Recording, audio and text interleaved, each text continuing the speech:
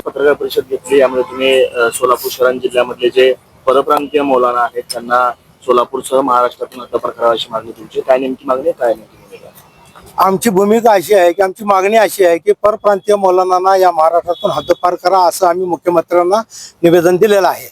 आणि फक्त याच्या पाठीमागचा आमचा उद्देश असा आहे की परप्रांतीय मौलानाकडून सोलापूर शहरामध्ये सध्या जे नई जिंदगी भागामध्ये परवाच एका मुलीवर झालेला अत्याचार, त्याचबरोबर नागपूर येथे घडलेली घटना, त्यानंतर जे का मुंबई येथे बांद्रा येथे मदरशामध्ये झालेले एक अत्याचार, अशा अनेक अत्याचाराकडे जर लक्ष देता परप्रांतीय मौलानाकडूनच हे असे प्रकार घडत आहेत। म्हणून आम्ही अशी मागणी केली की परप्रांतीयांना जर महाराष्ट्रातून आपण जर बाहेरच काढलो तर आपल्या महाराष्ट्रातले मौलानांना त्या ठिकाणी स्थान मिळेल।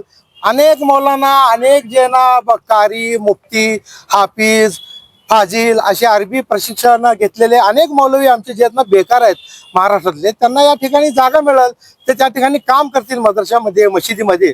परप्रांतीय मौलाना लोक जे आहेत ना कमी वेतनामध्ये काम करतात आणि मग ते कुठल्याही स्तरावर जाण्याची त्यांची तयारी आहे।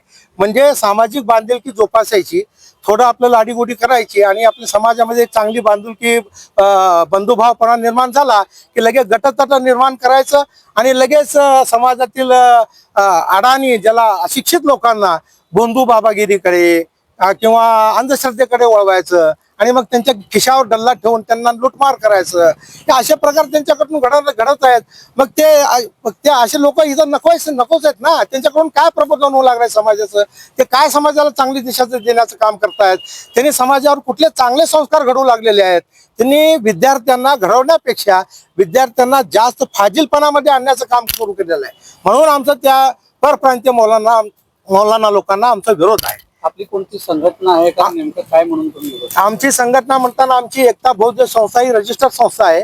त्याचबरोबर मी मोहम्मदिया अरबी मदरसा और मस्जिद या संस्थेचा गेल्या 33 वर्षापासून मी author of the public secretary आणि सेक्रेटरी म्हणून काम सांभाळतो। आणि माझ्याबरोबर असलेले मौलाना हे एकता बौद्ध संस्थेचे अध्यक्ष आहेत आणि ते स्वतः हाफिज व कारी हे असं उच्चस्तरीय शिक्षण अरबीचं त्यांनी हे म्हणजे साध्य केलेलं आहे। असे मौलाना माझ्या बरोबर आहेत आणि अनेक लोकांचं मला या प्रकरणाला जे अनेक लोकांचा मला पाठिंबाही आहे आणि अनेक लोक मला विरोध दर्शवतात। परंतु विरोध दर्शवणाऱ्याला माझा विरोध असा आहे की जोपर्यंत समाजातील अनधिकृत प्रकार, समाजात होणारे अन्याय अत्याचार जोपर्यंत लोकांच्या पर्यंत येणार नाहीत, बाहेर येणार नाहीत, तोपर्यंत या गोष्टीवर आळा बसणार नाही। मदरशाची चौकशी देखील मागणी केली होती, ते काय होतं?